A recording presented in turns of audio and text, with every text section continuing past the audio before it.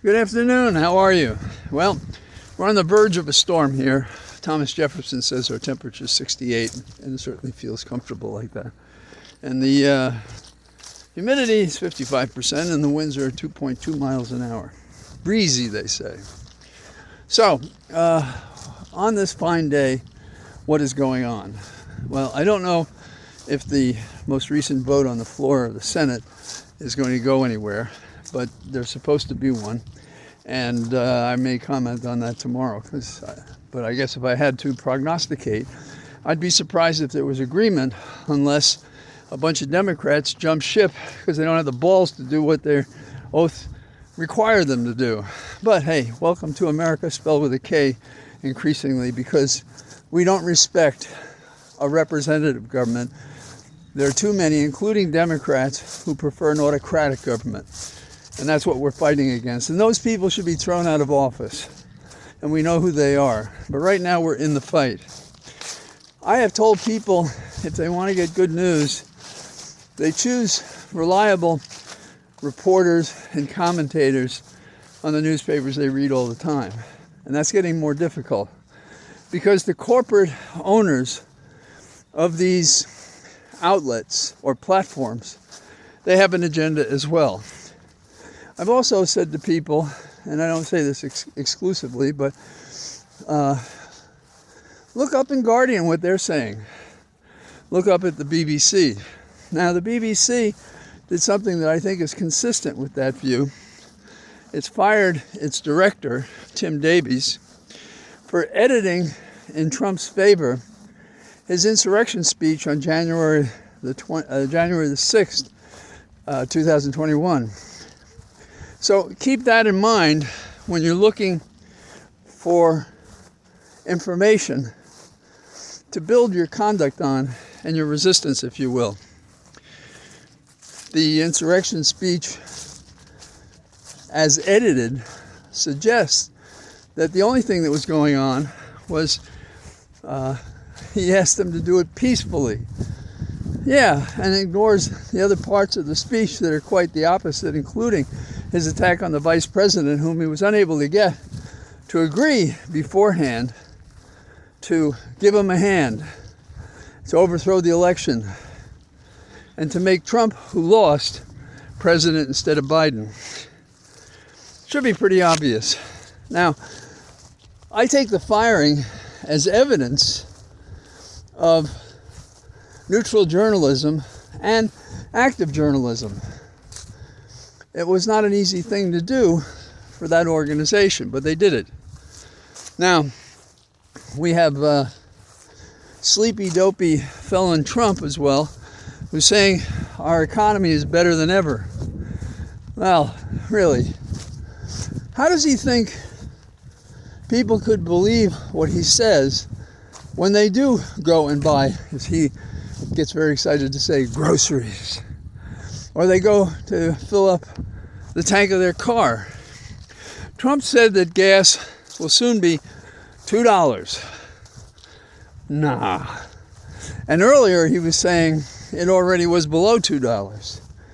Now, I got gas today. It was $2.99 for regular. So he lies. I know it's no surprise. What's surprising is that anybody would rely on anything he says, given the fact that he can't find the truth. So, to mimic a famous movie confrontation, he can't stand the truth, so he lies, and that's who he is. And he figures if I win, I get to write the history. And so he is free of any norms of, stoicism or religion, name your religion of choice, or of the doctrines that are supposed to bind him, like the Constitution and the statutes, because he's in a co-equal branch and he's supposed to defer to and recognize what the Congress does. And if he doesn't, then we go to court. But when you don't have a real court and you don't have an active legislature, you have chaos and you have an autocracy. Now, As for SNAP funds, Trump says the states should return the money, the funds that they advanced to the people based on the court order that said the funds should be advanced. But who is he staking out the support for when you do something like that? When you hurt so badly 43 million people who've already gone for days without access to these funds for food. Now, if you have to travel by plane, keep in mind that Orlando is the worst. Of course, it's in a tough competition with a lot of other airports. And it was interesting listening on the nattering talking heads today, in which we were being told that the government says, oh, for safety, we're just going to have to cancel more flights. Now, why CNN didn't say, hey, have you said to Trump, this won't stand? Our system is about to fall apart, that we need to have the government back? Are you going to go to a table and negotiate something instead of standing around just watching people suffering like you did on January the 6th? Are you that evil? Yeah, I think so.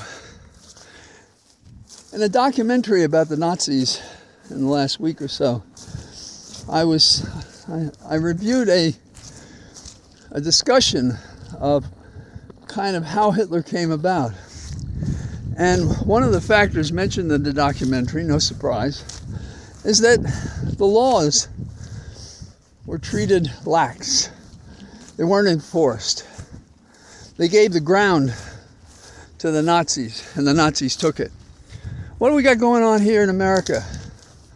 We had an attorney general who sat on his hands until the January 6th committee on the Hill made it impossible to ignore. But then the special counsel came in, and I appreciate, within the limits of my agreement, what he did. But you don't run and hide. When the new administration came in, you should have moved ahead. Same in New York, in the state court. What is it about how trained people who are attached to government are that they lose any courage that we might have projected on them as a result of the oaths they swore and what they claimed to be themselves, but they weren't those things. They are not among the brave. When they said of, I guess it was Kennedy, they were describing him as courage under pressure. Well, there's plenty of pressure, but there's little courage among the people across America, and with notable exceptions, including on the Hill, in the Democratic camp. I never know to trust a Republican because I don't know if the needle just swings in a direction that they think at that moment favors their perpetuity in the jobs they have that they do not serve, that they fail, even as they are paid, even as they have food to eat, even as they have insurance if they're medically impaired, and so many other things. These people live in a bubble, except for those who've spoken out. So, the laws, well, the laws in Germany before Hitler succeeded was they were giving Hitler his Lebensraum, his living room, which is a term he used to explain crossing borders and seizing other nation states. How about our failure with Trump? In a way, he's trying to elbow his way, as he did in his first term when meeting with other members of nation states. He elbowed his way into the group. And that's who he is, and that's what he's doing now. He's doing who he is, what Hitler did, and if we hadn't had the recent victories, it might already be over. But it's not. We're in this fight. We have the chance. We've made the chance we have, and with surprising allies. We had the law, but we lacked the resolve for reckonings. And that's what we have to do now. A madman has his finger on the trigger that could annihilate us all. And he sleeps at a press conference in plain view. To get past the election consultants, you should watch 2 movies that teach us that we are going to write the script for the resurrection of our republic and for a future that will hold us in awe for having overcome such a coordinated, persuasive, hateful, evil agenda as is Trump. So I recommend 2 movies to sort of help you think about this in the way that's closer to the truth than the happiness pills that those would circulate among us. One is A House of Dynamite, which is basically about the threat to us of a nuclear war and a failure of our safe systems to protect us from it. Another one is Nuremberg, which is about what is the law, you might say of nature, that provided for Nuremberg so that it would never happen again, to borrow the terms of Associate Justice Jackson, who headed up the American phalanx at the trials in Nuremberg.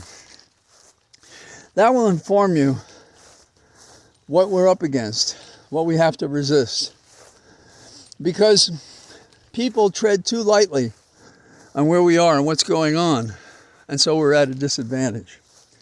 One profile that I don't think we can ignore, even though he would admit, I believe, that it was ensemble, is Governor Newsom from California. He thought about Proposition 50 and he pushed, found allies.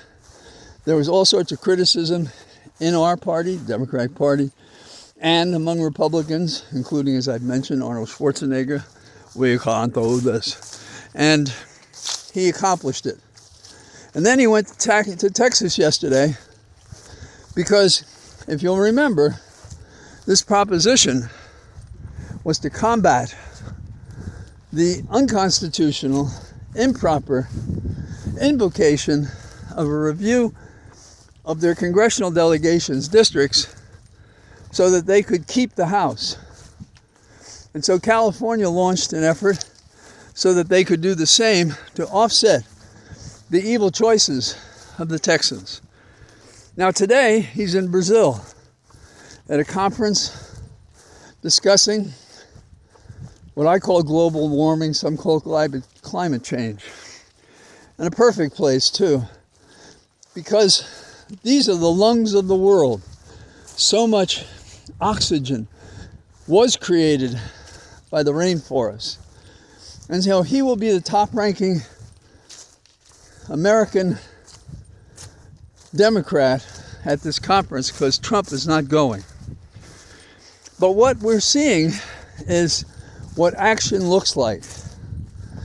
When Governor Pritzker goes into court to stop the police, rather the federal authorities from coming in and pretending to be police, when we have a new mayor in New York, and I'm hoping the day one, he starts doing what he needs to do. Same in New Jersey and Virginia, where I am. Action is what counts now. We've had enough talk. We've got to get out there and do something. And I think the nation is increasingly behind that effort. So don't wake up, Trump.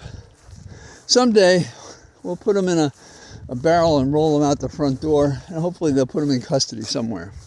So that's what I got from our cathedral of trees on a day that may end up with a little bit of rain. Bye-bye.